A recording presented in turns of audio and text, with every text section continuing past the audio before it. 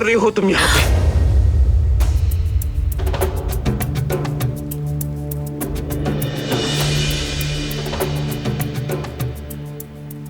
जवाब दो मुझे, चुप क्यों खड़ी हो?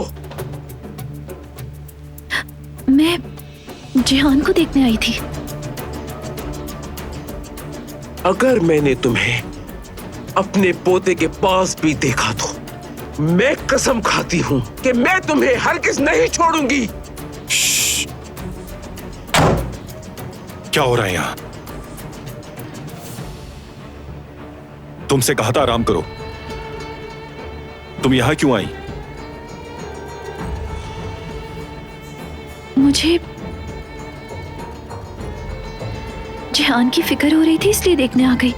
इसकी हिम्मत तो देखो जरा, खुद जख्म दिया अब मरहम रख रही है।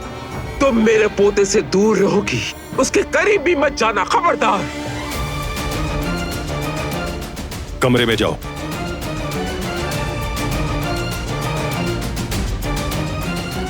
माफ कर दे।